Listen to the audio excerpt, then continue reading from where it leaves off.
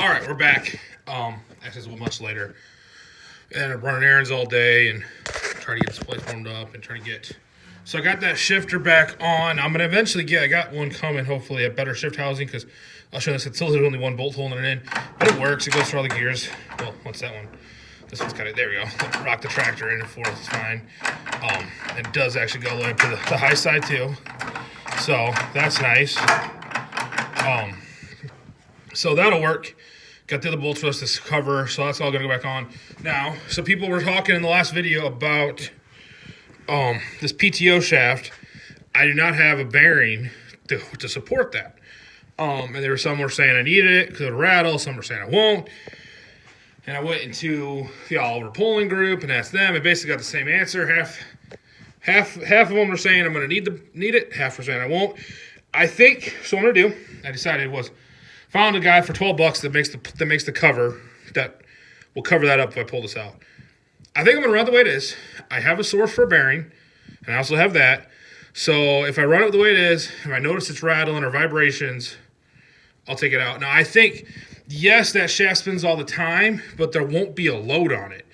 I think if I was loading up the PTO, pulling like a brush hog or something, I think you'd have a problem just because there'd be a load on there, and I could be talking out my ear.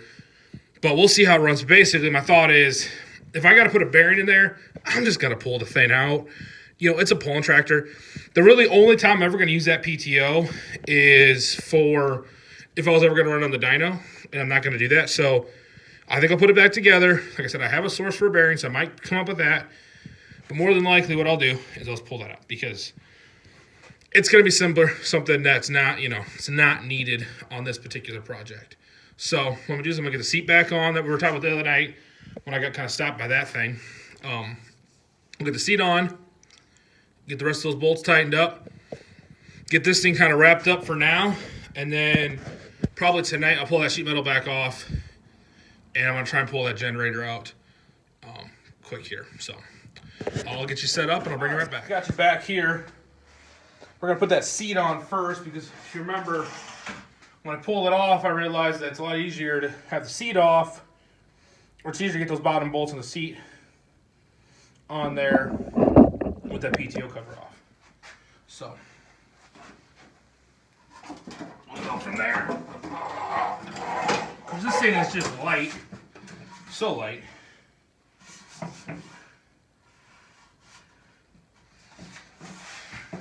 Give me a second here.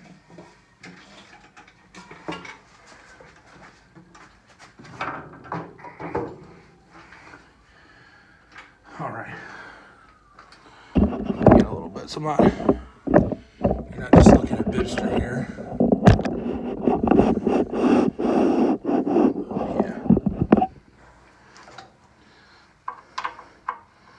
Trying to get that started here.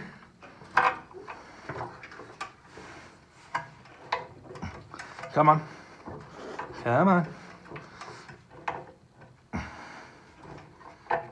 Nope. Lift the seat up a little bit.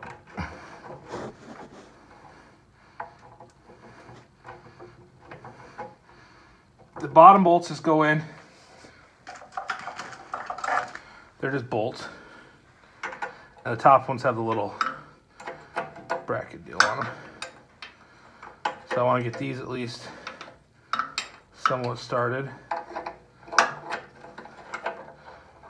And then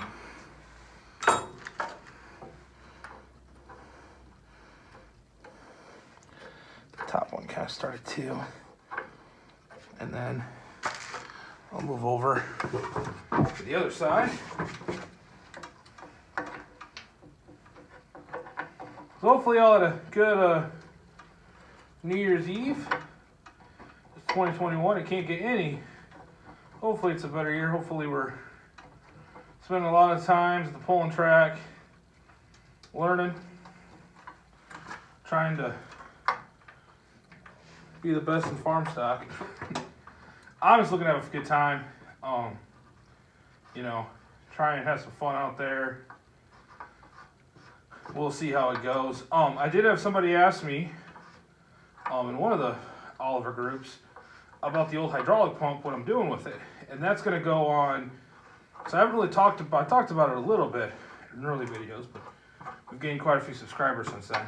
We have at our farm, and if you watch that 170 video where we're at the farm, I talked a little bit about it. We have a Misty 880, which for those that know, they know what that means. For those that don't,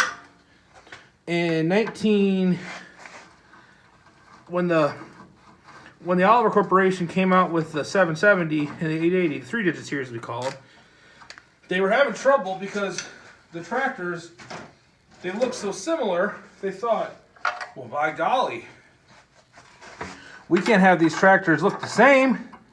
Guys won't know which one's is bigger. So for a 2-week period in January of, I believe, I would say the year, but offhand, I'm honestly brain farting on it. It's 50. It's for 2 weeks in January one year. They decided to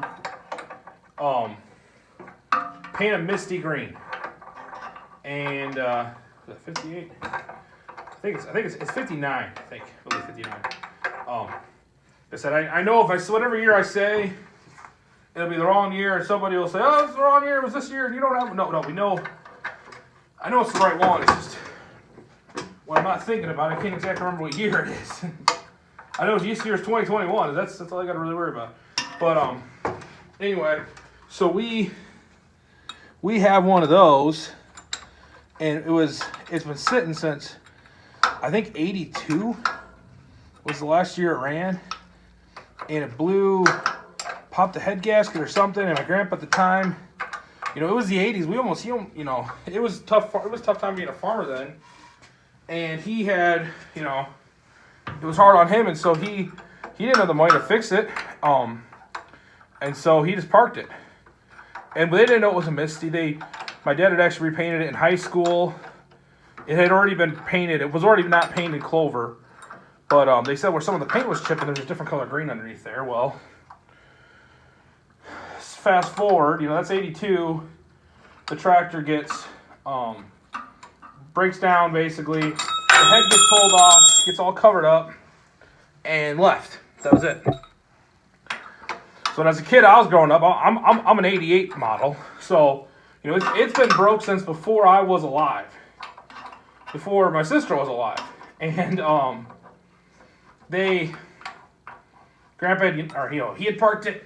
A couple years later, he bought the 1850 that we still have, and that became the main tractor. And that stage, there was no need to fix the 880 because, well, he had.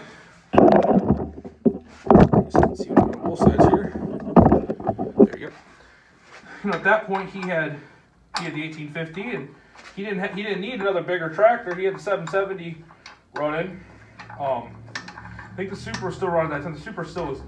It went through some times when it was broke down, but he had what he needed, and he didn't worry about it. Well, fast forward to 2000, I want to say 5 or 6.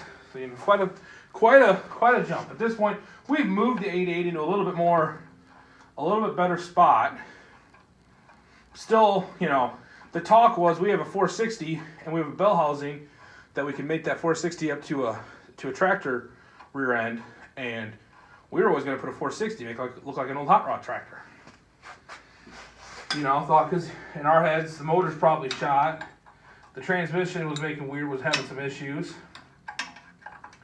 So that was going to be our plan. Well, fast forward 2005, 2006, somewhere in there. I'm in high school. We got the Oliver magazine for years, and it was a good reader. And there's an article in there about these 880s that were Misty green, and what year they came out in, and all this information. Because at that time, people kind of knew, but not everybody knew. Well, and it said for 2 weeks during 1959, yada yada yada. My dad all of a sudden starts thinking, man, when I painted this tractor, it was a different color green. There's a different color green in there. Maybe it is. So he looked at the serial number, because at that point they had the database that there was 259 of these tractors made, yada yada, and lo and behold, that thing was a genuine Misty. So plans changed, obviously. The Oliver guys would kill us if we showed up at a pole with a Misty 880 that was numbers matching, like the VIN tag fit, and had a 460 hanging out of it.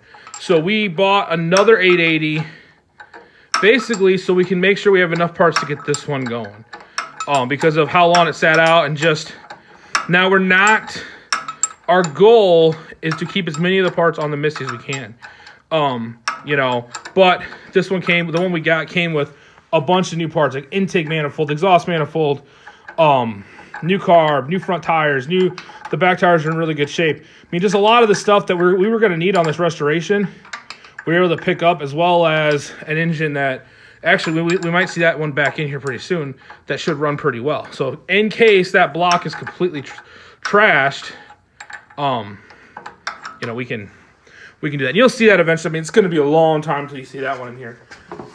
You'll see our Super project next. You'll see our Super 77 before that one's done. But, so that was a story. Long story short, 8 minutes later, that's the hydraulic pump off this tractor is going to go in that one, because that hydraulic pump is, I think, on the Super maybe, or maybe that was on the 77.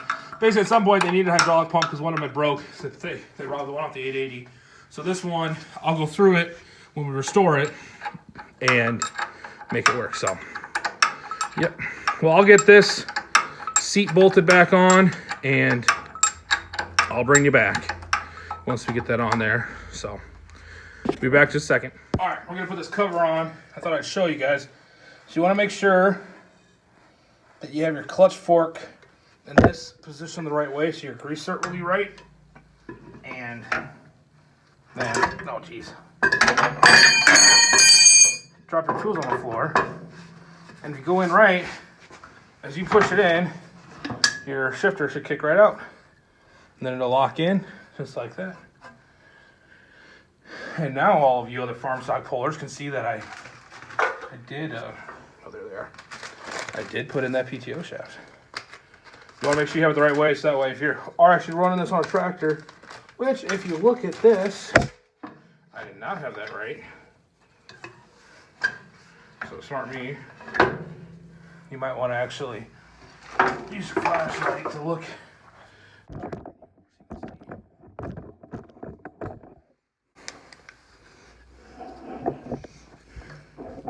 So you want to make sure that tab, and there you can see it's not lined up, is lined up. So I'm going to have to get creative here. Pull this back off.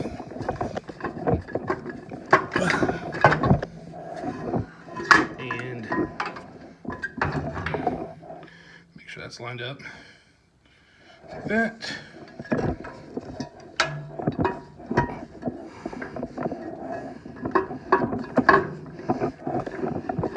And then as you're coming in, just use your flashlight to make sure you're...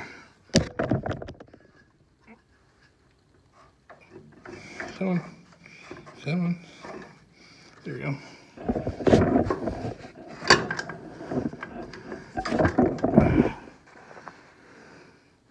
But one side's locked on, but the other side's not. So let me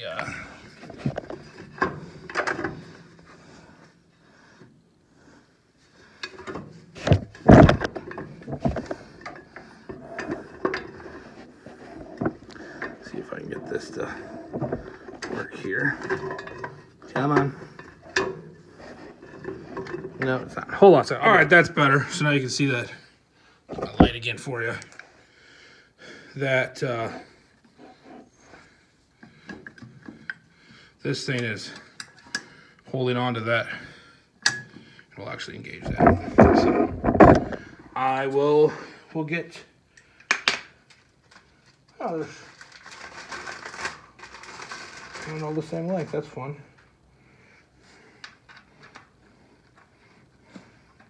We'll get these four started and get you back, and we'll be just about done with this project.